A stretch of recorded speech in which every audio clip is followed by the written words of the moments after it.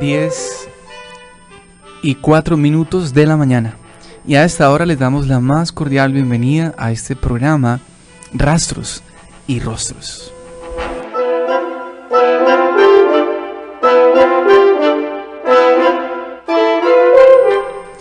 Una mirada a la historia de la Iglesia diocesana en sus 50 años de celebración, unidos en la fe y la esperanza, bajo la dirección general de Monseñor Óscar Urbina, en el máster con Catherine Moreno Gamboa, bajo la conducción en el programa del Padre Carlos Pérez, quienes habla el Padre Juan Andrés Barrera.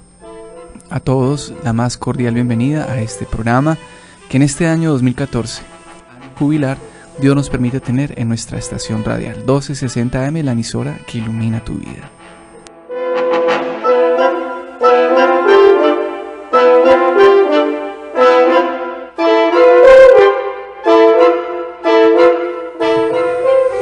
Bueno, Padre Carlos, muy buen día, gracias por estar con nosotros una vez más. A todos nos alegra contar con su presencia y pues Padre, lo saludamos y regalemos la oración inicial. Padre Juan Andrés, buenos días a todos los que nos escuchan a través de nuestra emisora Luz Day 1260 en el AM. Nos ponemos en la presencia del Señor, el Dios del tiempo y de la historia, el Señor de la vida. A Él dedicamos este espacio radial para conversar, para conocer más el paso de Dios por nuestra historia en estos 50 años de vida diocesana. Señor Jesús, regálanos tu Divino Espíritu, danos la gracia de conocer cada vez más tu huella en nuestra tierra, enamorarnos de esta iglesia que celebra sus 50 años de vida diocesana. Danos la gracia de reconocer tu presencia en esa tierra desde hace ya casi 4 siglos. Bendícenos, Señor, y fortalécenos a nosotros que hoy portamos la antorcha de la fe en nuestra tierra, para que con nuestro testimonio, con nuestro amor, con nuestra caridad, comuniquemos ese tesoro invaluable de la fe a las nuevas generaciones y tu proyecto de salvación se siga realizando en el corazón de los hombres y las mujeres de nuestro tiempo y de nuestra tierra. Amén. Amén.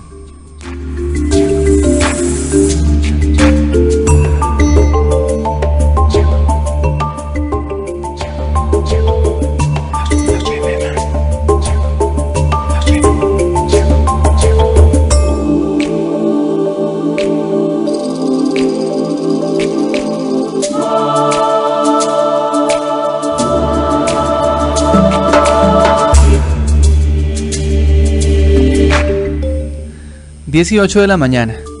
y como en todos los buenos programas, en los programas de televisión, por lo menos en las series, en las grandes series de televisión, siempre hay en la parte inicial unas imágenes, unos diálogos que muestran lo que sucedió en los capítulos pasados, en los capítulos anteriores.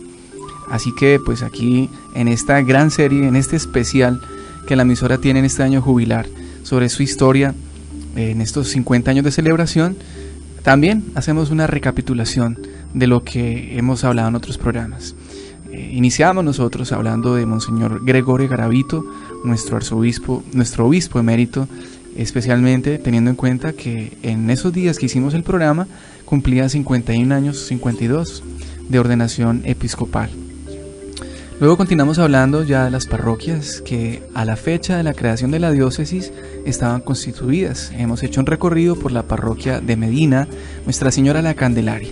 Luego nos trasladamos hasta San Martín, allí con la parroquia San Martín de Tours. San Martín de Tours, que actualmente está allí erigida esta parroquia, un pueblo que actualmente, un municipio que actualmente cuenta con 3 parroquias.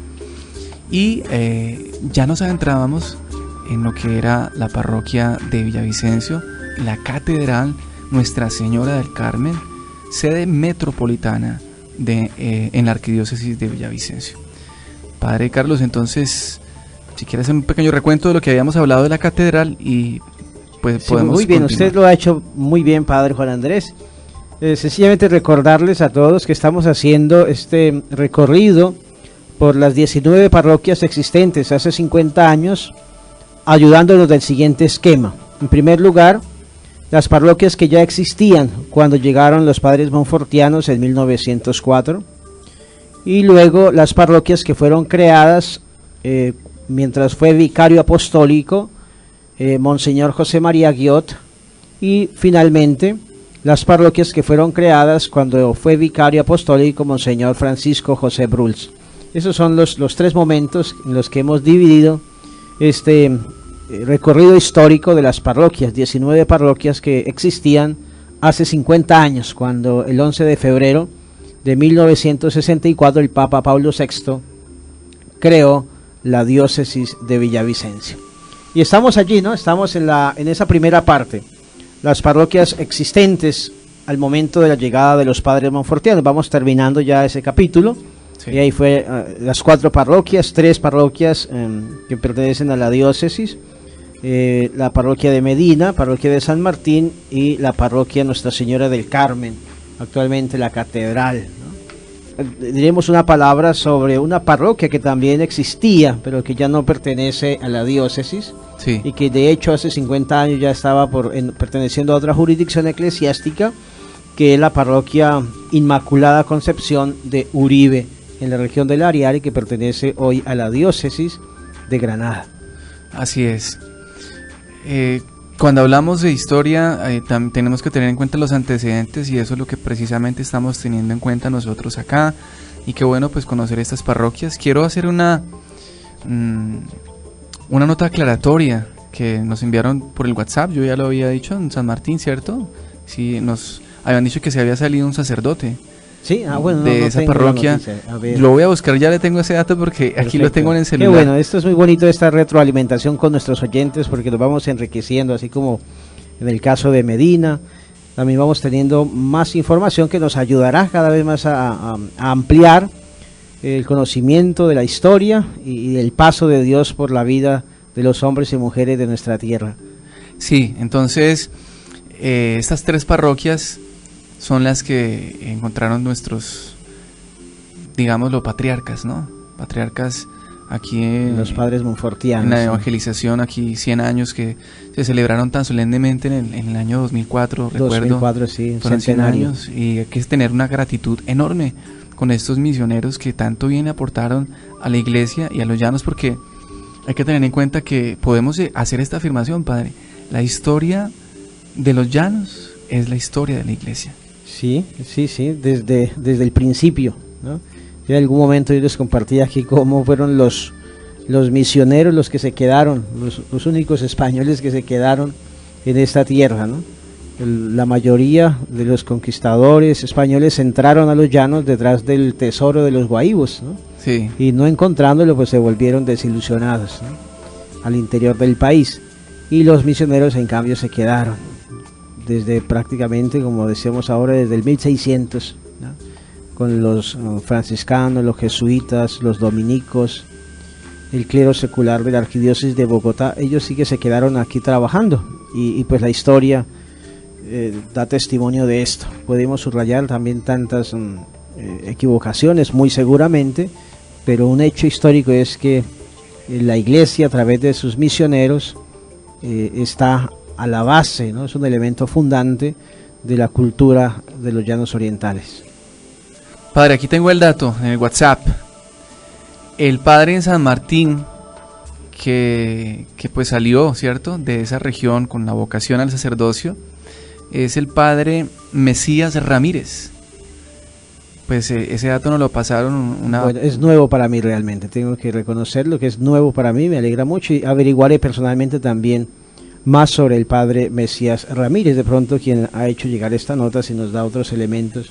Sí, de pues pronto. Es interesante, porque realmente yo no tengo conocimiento de este sacerdote, de si pertenece a alguna diócesis del país o quizá alguna comunidad religiosa. Personalmente yo no tengo conocimiento y me gustaría mucho. Sería bueno sí que nos suministrara más información. Claro. Si la persona que nos está escuchando puede nuevamente escribirme y decirme como más datos, si se fue para otra diócesis, si pertenecía a alguna comunidad. Bueno, necesitamos más datos para poder enriquecer esta historia, como decía el padre, que pues no está cerrada, siempre está abierta a nuevos descubrimientos. La historia siempre está expuesta o dispuesta mejor a que aparezcan nuevos documentos, nuevos hallazgos. nuevos datos y se va ampliando. Padre, entonces entremos en materia de la catedral. Bueno, unas brevísimas notas sobre la parroquia Nuestra Señora del Carmen, que hoy conocemos como la catedral. Esta parroquia es pues la parroquia madre de todas las parroquias de la ciudad. Hasta prácticamente 1949 fue la única parroquia de la ciudad. Desde la fundación misma de la ciudad en 1840, no vamos a entrar en las discusiones en torno a la fecha de fundación de la ciudad, más o menos 1840, 1842, los primeros pobladores fueron acompañados por el padre Manuel Santos Martínez, un sacerdote de la Arquidiócesis de Bogotá, misionero en San Martín. En 1845, con la dirección del padre Ignacio Osorio, otro sacerdote de la Arquidiócesis de Bogotá, se inició la construcción de la primera capilla para el culto católico. Muy sencilla, en bareque y en paja, y se construyó en el marco de lo que sería la plaza central de la población. Esa primera capillita fue consagrada en 1848 y desde entonces dedicada a Nuestra Señora del Carmen, patrona de todo este inmenso llano, y una devoción mariana muy cultivada, sobre todo en Bogotá, por el canónigo Francisco José Saldúa, hijo de presidente de la República. ¿Ah, sí?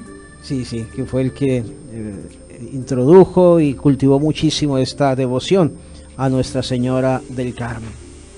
En 1894, hacia 1890, un incendio destruyó este templo. Era muy fácil que prendiera fuego este templo y muchas casas del pequeño poblado, en cuanto que eran hechas en un material muy propicio para los incendios. Si nomás, padre, una vez en mi parroquia, como yo cuando llegué a Buenavista no vivía propiamente en el templo o en una casa cural que no había, sino en una casa arrendada en el Alto de Buenavista, que más o menos del Alto al templo son unos 300, 400 metros. Y un día después de celebrar la novena de Navidad me llamaron una señora que vive entre el templo y, o sea, está la casa de ella y el templo, y en la mitad está la cancha de fútbol y la escuelita, pero es visible, es un terreno visible. Y entonces ella, no sé, seguro salió y se dio cuenta cuando vio esa llamarada adentro del templo y me llamó, cosa que es difícil allá la señal que entre. Es muy mala la señal en Buenavista de celular, pero me entró la llamada y no, padre, véngase que se está incendiando el templo. También historia de incendio en Buenavista. Yo agarré, padre, el carro y arranqué para arriba y recogí a un muchacho ahí, le dije, venga, súbase. Claro, él todo asustado, pero ¿qué pasa? Venga, súbase, que es que hay un incendio, vamos, y arrancamos ahí para arriba. Claro, lo que había pasado era que el altar era de madera y alrededor del altar estaba el pesebre. Para eso se prendió con una facilidad, obviamente, y la llamarada, pues claro, subía siempre unos 2-3 metros. Cuando llegamos, pues todos los vecinos ahí se acercaron y apagamos el incendio. Yo digo, sin algo tan sencillo, obviamente, como era un pesebre y un altar de madera, dentro del templo se corrió ese riesgo, pues más imagínense con estos calores en estos tiempos de verano. Y el techo de paja y paredes de bareque, ¿no? Que esos son muy incendiables, muy fácil de prenderse y con los calores que hace. Entonces, 1890, un primer incendio destruyó el templo y en 1894 fue reconstruido, ahora en ladrillo, piedras y techo de zinc. Aquí hay un dato muy bonito para la historia nuestra. Es que en ese templo, en 1895, celebró la Eucaristía y administró el sacramento de la confirmación el santo Ezequiel Moreno y Díaz, que para la época era el vicario apostólico de Casanare, y bajando de Bogotá hacia el Casanare, por la vía de Orocue, entró aquí a Villavicencio y celebró la Eucaristía y presidió el sacramento, confirió el sacramento de la confirmación a un buen número de jóvenes de la población.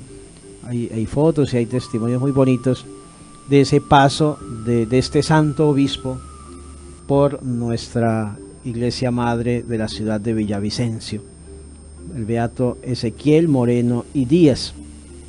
En 1917, cuando la obra se hallaba prácticamente concluida, los temblores destruyeron buena parte de este templo que se había construido.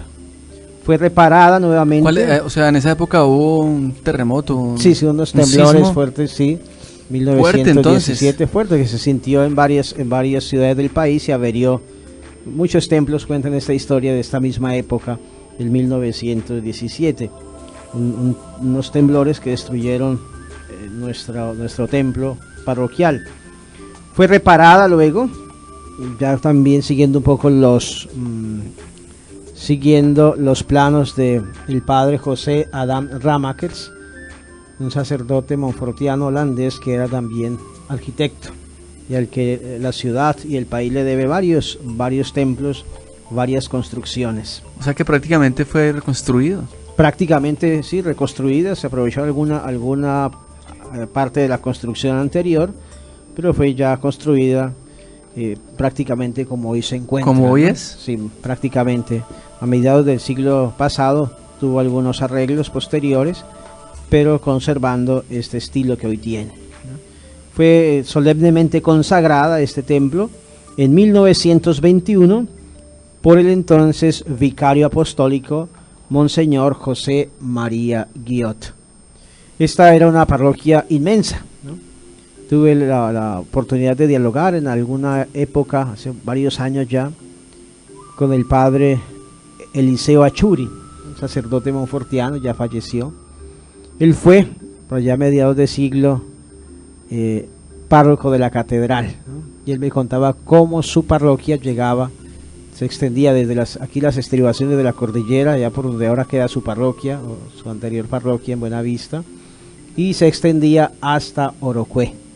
Imagínense, esa era la pequeña parroquia Nuestra Señora del Carmen de Villavicencio. No, muy, muy interesante, y todas las peripecias que tenían que hacer estos misioneros para llegar a las distintas veredas, inspecciones, pequeños centros poblados que iban surgiendo en la amplia llanura oriental, ¿no?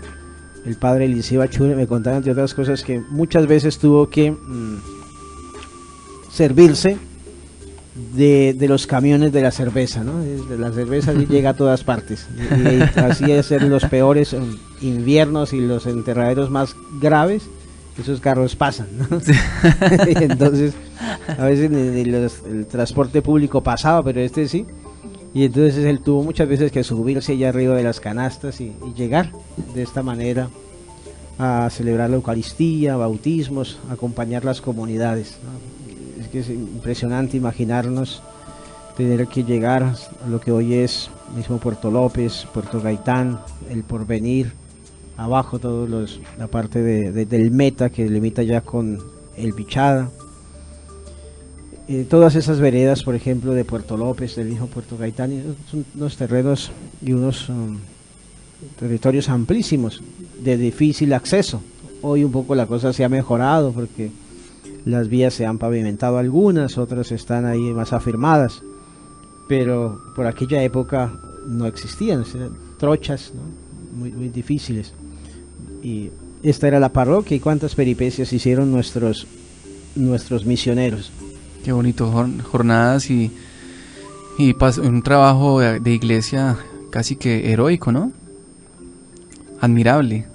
Uno hoy en día como sacerdote que se queja de algunas cosas, pero nosotros tenemos tantas comodidades, ¿sí? La facilidad de un carro, pues si no está el carro, un taxi, o sea, para desplazarnos. Tenemos ya un territorio muchísimo más reducido que lo que más que imagínense, es que eso era que una tercera parte del Meta, no sé. Sí, eso era casi la mitad, ¿no? Casi la mitad de un Casi territorio la mitad, vastísimo. Casi la mitad. Imagínate, la otra parroquia pues estaba abajo San Martín para esa parte del sur oriente del departamento y otra Medina para la zona aquí más del Piedemonte y era para todo ese territorio, ¿no? Claro, había menos habitantes. Sí, ciertamente Eran menos otras habitantes, circunstancias. pero también más dispersos, ¿no? Exactamente. Muy dispersos y entonces era... Y a todos es impresionante las correrías de estos sacerdotes, los libros parroquiales de la catedral, por ejemplo, permiten seguir estas correrías de estos sacerdotes, ¿no? Porque, por ejemplo, bautizaban en todos estos poblados y venían a sentar las partidas en la parroquia de la catedral, justamente, ¿no? Y entonces allí está bautizado en Puerto López, Puerto Colombia, Puerto Porfía, El Tigre, El Viento, ¿no? Gaviotas, etcétera, ¿no? Y uno se pone a mirar en el mapa del departamento y descubre dónde queda cada territorio y las distancias que hay. Y ciertamente era con modos de transportarse pues muy precarios, ¿no? Fundamentalmente el caballo, y después cuando comenzó ya a abrirse paso las vías y los vehículos, pues también los vehículos, pero muy escasos, ¿no? Muy escasos y con carreteras bien complicadas. Sí. Sí, yo recuerdo todavía que no tengo tantos años y recuerdo no hace tanto, unos 25 años, ir a Puerto Gaitán. Mi familia vive en Puerto Gaitán. Ir a Puerto Gaitán, eso era una aventura. Era una aventura, prácticamente uno no sabía a qué hora salía de Villavicencio, no sabía a qué horas o cuándo llegaba a Puerto Gaitán, ¿eh? Increíble, Dios mío. Impresionante. Esta es nuestra parroquia de la catedral, la conocemos hoy como la Catedral Metropolitana. Esta parroquia pues que nace, Padre Juan Andrés es que subraya esto con frecuencia, nace con el pueblo, ¿no? Con la comunidad misma. Y como bien escribe Monseñor Garavito, Villavicencio fue sacada de la pila bautismal por estos sacerdotes, Manuel Santos Martínez y después el padre Ignacio Osorio, ¿no? Que son los padres que acompañan el nacimiento de lo que hoy es esta floreciente capital del departamento del Meta, ¿no? Que como todos o la gran mayoría saben era una posada ganadera, ¿no? Para los que traían ganado, sobre todo de la zona de San Martín, pues este era un lugar obligado de pausa, de reposo, para emprender bien temprano, el día siguiente, la trepada de la cordillera a Bogotá, ¿no? Entonces esto comienza como una posada ganadera, donde se van construyendo pequeñas chozas, casitas, y luego se van ampliando, y allí ya viene la presencia del sacerdote para acompañar estas comunidades, la sugerencia de crear de construir una capilla para el culto, ¿no? Y como con el poblado y con la ciudad pues va creciendo también la iglesia y la presencia de la iglesia. Sí, señor. Bueno, tenemos las 10:28 de la mañana, vamos a una pausa con el himno del año del jubileo y con unos mensajes muy importantes. Ya regresamos.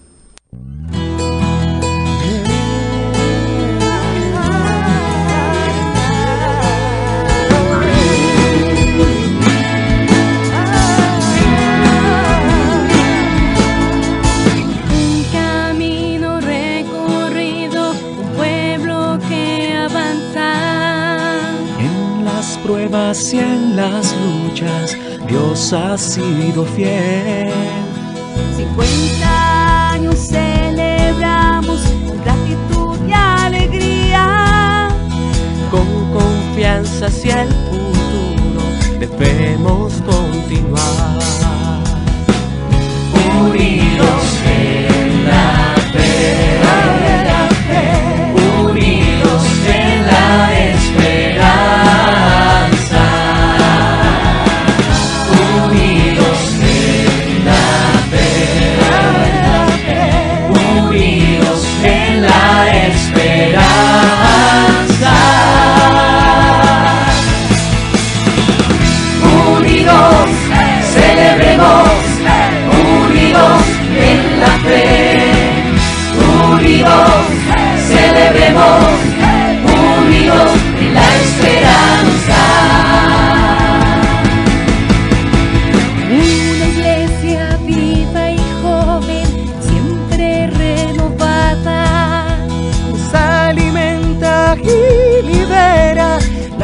palabra de Dios. La Eucaristía es nuestro centro para vivir en comunión.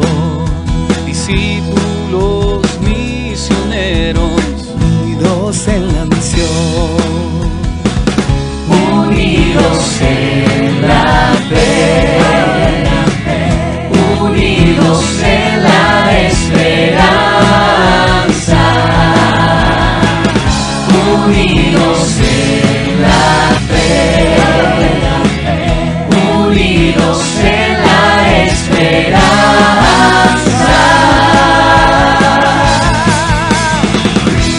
unidos celebremos, unidos en la fe, unidos celebremos, unidos en la esperanza. Amamos, creemos y esperamos, soñamos, crecemos y avanzamos.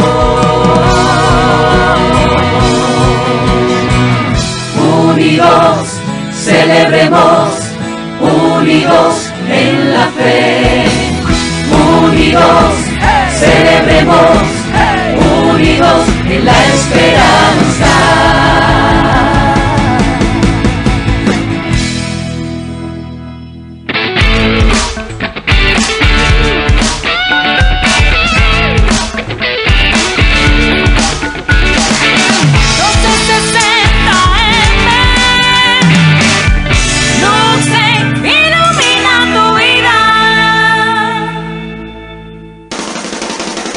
Llega el 2014 cargado de muchas sorpresas. Luz Day 1260 AM, la emisora que ilumina tu vida. Nueva programación, 24 horas al día. Luz Day 1260 AM, la emisora que ilumina tu vida. Monseñor Óscar Urbina Ortega, arzobispo de la Arquidiócesis de Villavicencio. Señor, haz de mí un instrumento de tu paz. Que allí donde haya odio, ponga yo amor. Donde haya ofensa, ponga yo perdón. Donde haya discordia, ponga yo unión. Donde haya error, ponga yo verdad. Donde haya duda, ponga yo fe. Donde haya desesperación, ponga yo esperanza. Donde haya tinieblas, ponga yo luz. Donde haya tristeza, ponga yo alegría. Oh Maestro, que no busque yo tanto ser consolado como consolar, ser comprendido como comprender, ser amado como amar. Porque dando es como se recibe, olvidando como se encuentra, perdonando como se es perdonado, muriendo como se resucita a la vida eterna.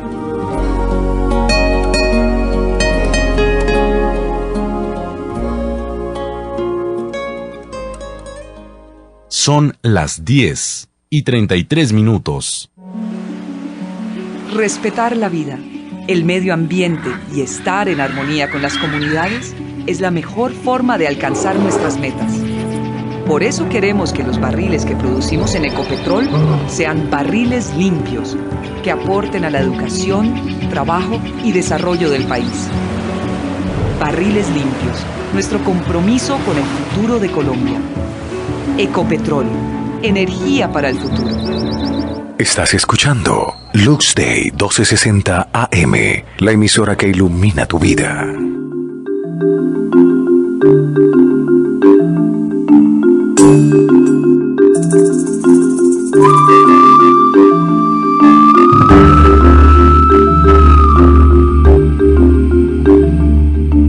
Rastros y rostros.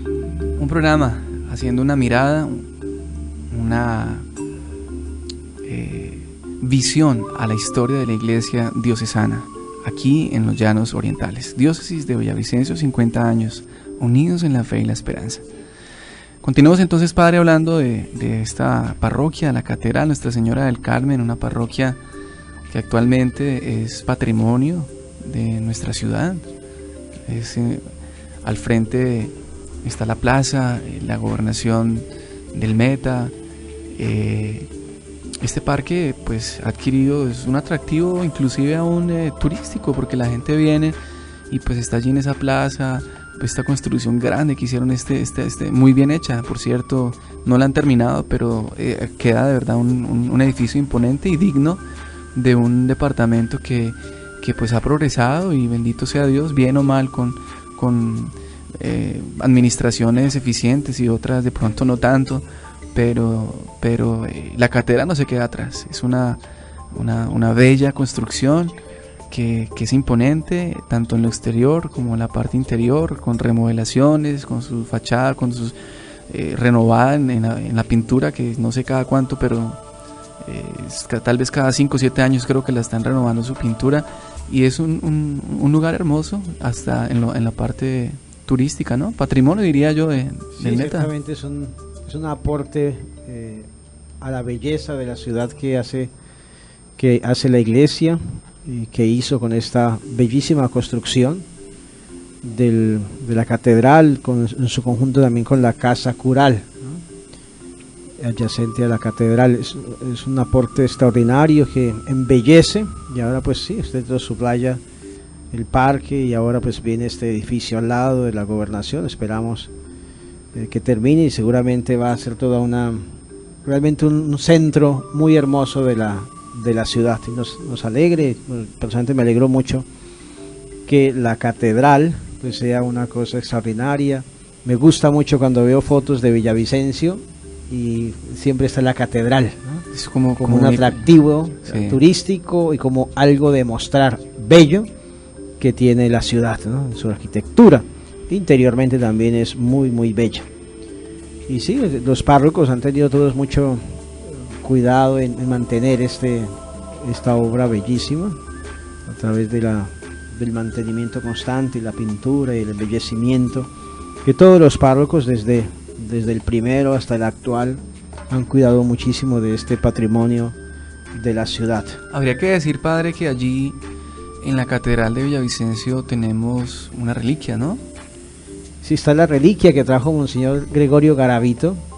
Es una astillita de la Santa Cruz, de la cruz en la que fue crucificado nuestro Señor, ¿no? La Vera Cruz. La Vera Cruz, exactamente, ¿no? Esta que fue encontrada en Jerusalén por la madre del emperador Constantino, Helena, allá del siglo IV, y traída a Roma. Allí está la basílica de la Vera Croce, ¿no? de la Vera Cruz, y allí está los clavos, y está también pues parte del leño de la cruz en la que fue crucificado nuestro Señor, ¿no?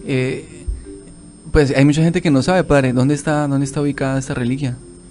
La que tenemos está allí en el ábside, en el fondo de la catedral, sobre el sagrario. Hay como un ostensorio, ¿no? El lugar donde antiguamente se colocaba la custodia para la adoración del Santísimo. Allí está esta reliquia. Es muy pequeña, está en un ostensorio, y allí se conserva es una astillita muy pequeñita de la cruz de nuestro Señor, ¿no? Allí, sí, en otro tiempo, sobre todo Monseñor Gregorio Garavito, cuando ejercía como obispo nuestro, y el padre Moisés Rodríguez, cuando fue párroco de la catedral, pues hicieron mucho más visible este culto a esta reliquia de la cruz de nuestro Señor, ¿no? Pero seguramente los fieles que entran pueden buscarla allí al fondo, ¿no? Y venerar esta reliquia. Y también sé que el padre Gustavo Botero, párroco actual, está muy atento a esta reliquia, que realmente es un tesoro para nosotros, un tesoro tener esta astillita, aunque pequeñita, de la cruz de nuestro Señor. Allí no hay enterrado nadie, ¿cierto? No hay restos mortales de... No, tengo entendido que están allí donde está la placa del padre José Calasanz Vela. Están algunos restos que fueron traídos del templo de Uribe pasada la violencia, que fueron después colocados en la capilla de los Montfortianos, en el mausoleo de los Montfortianos en el cementerio central, y finalmente fueron depositados allí en la catedral. Algunos restos que lograron traerse del padre José Calasanz Vela Garavito. Pues muy interesante para estos datos que son importantes tenerlos en cuenta, ¿no? Sí, normalmente en la catedral son sepultados los obispos, ¿no? Pero no ha sido el caso nuestro. Monseñor Guiot murió en Choachí y está enterrado allí junto con todos los monfortianos en el cementerio monfortiano de Choachí. Y Monseñor Bruls murió en Holanda, ¿no? Y está sepultado allí. En algún momento Monseñor Octavio Ruiz quiso traer los restos de Monseñor Bruls a la catedral, pero eran unos costos elevadísimos y entonces no fue posible, ¿no? Por eso no tenemos todavía ningún obispo que haya sido sepultado en la catedral, que es una tradición en la iglesia. Bendito Dios que tenemos 4 obispos que han pasado aquí por la diócesis y que están pues con vida, y son, digamos, no creo que sea algo tan normal. Sí, pues es una bendición, a excepción del primer obispo diocesano, que fue Monseñor Francisco José Bruls. Todos los otros obispos pues viven todavía y son testigos de la fe para nosotros, a partir del mismo Monseñor Gregorio Garavito. Pasando... Se pensó, padre, en una celebración donde pudieran estar todos, ¿no? Pero sabemos que es difícil. Sí, por las ocupaciones, por los compromisos pastorales, ¿no? Está, por ejemplo, Monseñor Alfonso Cabezas, ¿no? Pues tiene sus compromisos en los Estados Unidos, y él trabaja mucho en la pastoral con los hispanos en los Estados Unidos, la animación vocacional de la Congregación de la Misión, los Padres Vicentinos, y está muy preocupado por la misión que sostienen los Padres Vicentinos en algunos países de África, ¿no? Entonces, animando la misión y también yendo al África unos meses al año para acompañar a los misioneros. Eso, de una parte. De otra parte, Monseñor Octavio Ruiz, con sus compromisos en el Vaticano, la Curia Romana y la Congregación para la Nueva Evangelización, pues igualmente mantiene muy atareada, muy llena su agenda, y es difícil lograr juntarlos a todos, ¿no? Lograr juntar a todos los obispos. Estos son los obispos que han pasado, ¿no?, por nuestra diócesis, y ahora pues la bendición de tener a Monseñor Óscar Urbina. Oportunamente en nuestro programa hablaremos de la vida y las obras de cada uno de estos obispos. Es una de nuestras metas también, claro, rastros y rostros. Sí, porque tenemos que, sobre todo para las nuevas generaciones, pues volver la mirada hacia estos grandes hombres que forjaron nuestra diócesis, ¿no? Monseñor Francisco José Bruls, Monseñor Gregorio Garavito, ¿no? Yo siento que tenemos que hacer mucho más presente estas figuras, ¿no?, en el seminario, en mi trabajo como formador en el seminario. Yo siento a veces un tantico de tristeza porque nuestros nuevos seminaristas no conocen, por ejemplo, quién es Monseñor Gregorio Garavito y qué hizo Monseñor Gregorio Garavito, ¿no? Y es una figura extraordinaria en la vida de la iglesia, y si ellos son, los seminaristas son como una radiografía de la sociedad y de la iglesia diocesana. Entonces tenemos todos un poco que volver, y lo haremos muy seguramente este año del jubileo a través de nuestro programa. Sí, padre. Bueno, usted, su merced, es el que nos lleva la pauta de la catedral. ¿Habría que dar algún otro dato, hacer algún otro comentario, o seguimos avanzando, padre? Vamos a tratar de concluir ya esta primera sección. Quiero sencillamente contarle a los oyentes que también, cuando llegaron los monfortianos en esta región que fue entregada al cuidado pastoral de los padres monfortianos, existía una cuarta parroquia, que era la parroquia de Uribe, ¿no? Uribe, ¿no? El señor Gregorio Garavito subraya mucho, no es la Uribe, es Uribe, allá en la región del Ariari. Esta parroquia y este pueblo, pues sus orígenes se remontan al 1865, en el tiempo del boom de la quina y del caucho, ¿no? Esa región fue dada en concesión por el gobierno a la empresa quinera Compañía Colombia, de la sociedad Herrera y Uribe. Y esta sociedad Herrera y Uribe acordó la construcción de un poblado con el fin de administrar todos estos terrenos baldíos que el gobierno le había entregado en concesión para la explotación de la quina y del caucho. Esto fue en su momento, en el momento del boom, finales del siglo XIX, pues un negocio muy productivo, ¿no? Y el éxito de este negocio pues hizo también entonces que la región llegara a ser una tierra muy floreciente. La misma población de Uribe llegó a ser una población de las más florecientes de la parte suroccidental del departamento del Meta, ¿no? Era una ciudad, un poblado, un pueblo muy frecuentado, donde se movía también mucho dinero y donde se movía gente importante del centro del país, sobre todo de Bogotá, que participaban de este negocio de la quina y del caucho.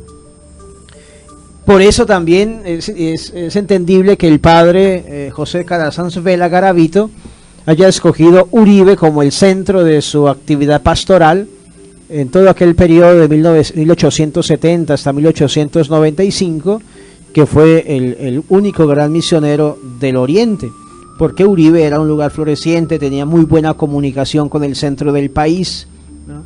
Esta compañía Colombia, a través del Huila, allá está un poblado Colombia todavía, que debe su nombre a esta compañía, y también por la región del Sumapaz se comunicaban muy rápidamente con el centro del país, ¿no? Para sacar los productos para toda esta vida comercial.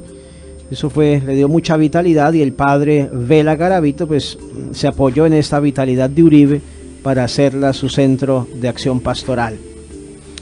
Pasado el boom de la quina y del caucho, pues también pasó el boom de Uribe, ¿no? Empezó a decaer. Escribe un padre monfortiano por allá por el 1911 y dice, cuando ellos llegaron, o sea 1904, dice: Uribe, que había florecido en años anteriores, no era más que la sombra de su antigua riqueza, y tanto así que no fue atendida inmediatamente por los monfortianos, ¿no? Solo hasta 1908 comenzó a contar con la presencia de un sacerdote monfortiano, y se atendió como parroquia hasta la creación de la prefectura apostólica del Ariari, también ahí en enero de 1964, y entonces por eso en febrero, el 11 de febrero, pues ya no se cuenta entre las parroquias de la nueva diócesis, ¿no? Pero quería hacer esta anotación para reconocer que hubo esta parroquia, que los monfortianos trabajaron bastante en esta región del Ariari, que antes perteneció al vicariato apostólico de los Llanos de San Martín. Actualmente esa parroquia está también asentada y es atendida pastoralmente por el vicariato. Sí, pertenece también, entonces desde hace 50 años pertenece a lo que hoy es la diócesis de Granada, y es una parroquia, ¿no? Es una parroquia atendida. Allí está lo que está ahora el padre Henry Arias, del vicariato de la diócesis de Granada, es el párroco de Uribe, ¿no? Y desde esta parroquia, desde la parroquia de la Julia, pues la iglesia ha acompañado muchísimo todo este proceso de violencia, de paz. Sí, es una zona que ha sido muy golpeada, ¿no? Azotada. Sí. Como usted dice en un primer momento, el boom económico, pero también sabemos que es una zona muy, muy complicada a nivel de orden y de afectación por la violencia, ¿no? Sí, porque desde hace 50 años también, cuando comienza este conflicto del que hoy tratamos de salir, pues los movimientos guerrilleros buscaron esa región como el lugar para su conformación, ¿no? Y entonces, aprovechando también el descuido y el abandono de parte del gobierno, ¿no? Por allá, en 1962, 1964, nacen las FARC, y ese va a ser desde entonces una región muy, muy de sus dominios. Sí, sí, señor. Pues bueno, un dato también muy importante para tener en cuenta, son hermanos nuestros, una diócesis hermana, además que hace parte de la arquidiócesis, ¿no? Es una diócesis sufragánea, y pues ellos tienen también su propia historia, cuando celebren sus 50 años como diócesis allá en Granada, pues también tendrán que hacer todo un recorrido para hacer lo que nosotros estamos haciendo.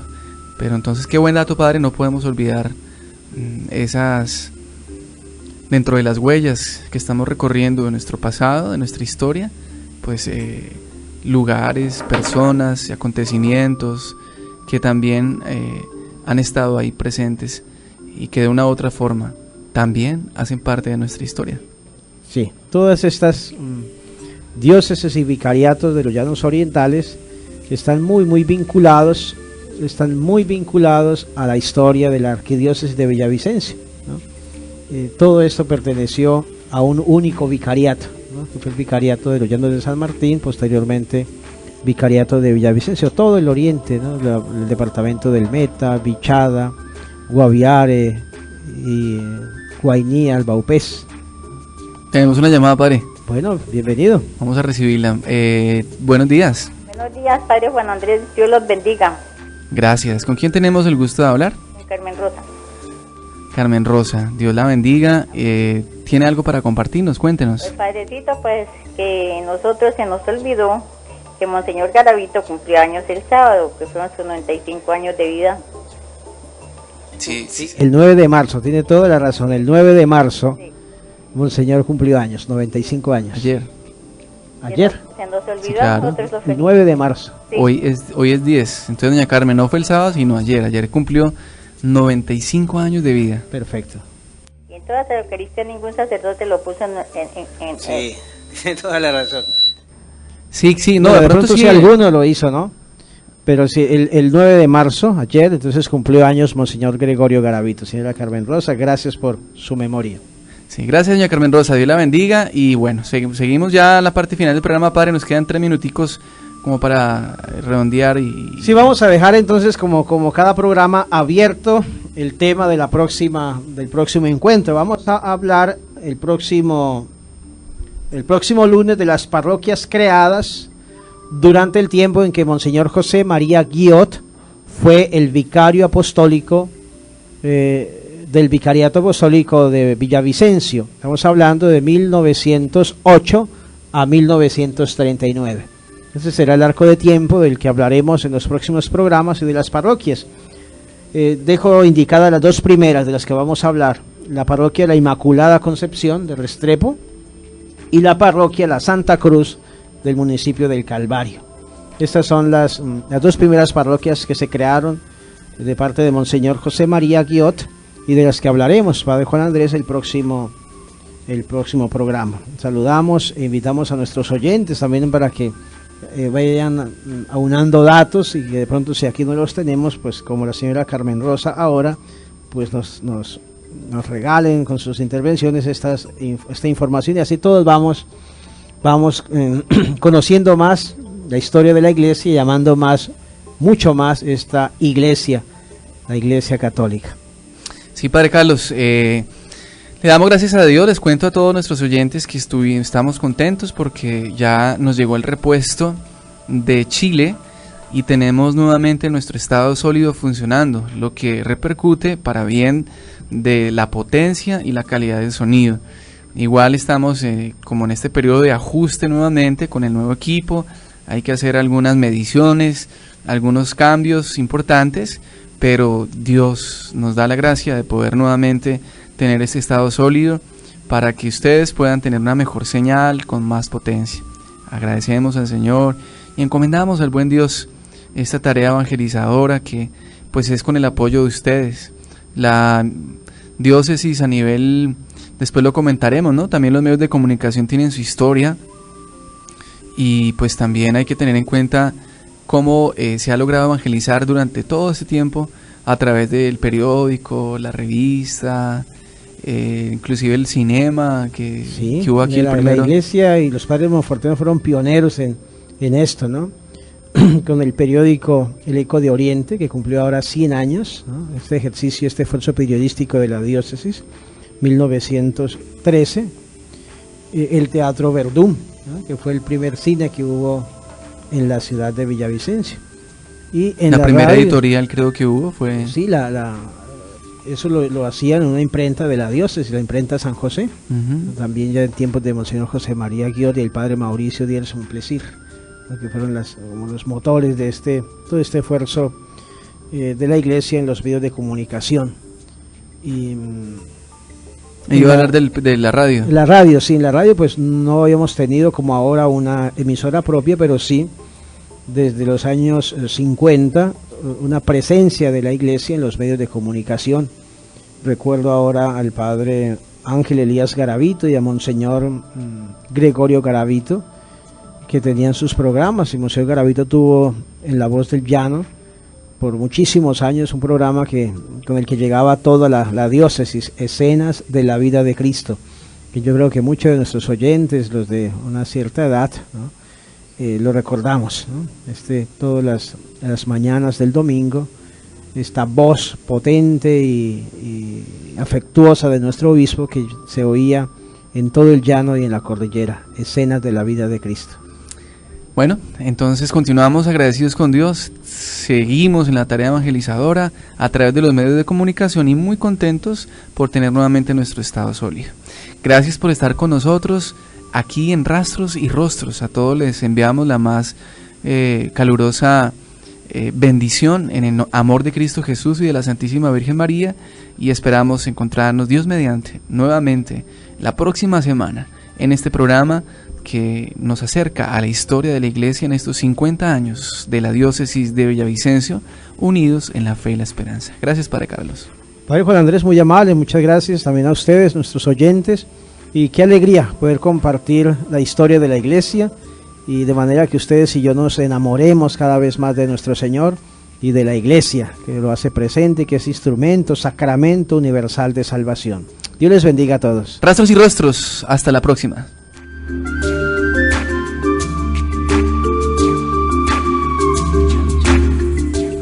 Todos los lunes a las 10 de la mañana, Rastros y Rostros. Dios ha sido fiel. Una mirada a la historia de la Iglesia Católica.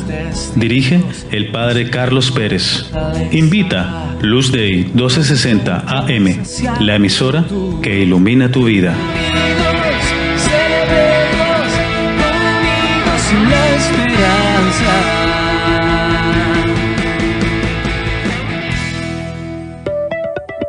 El anterior fue un programa de Lux Day 1260.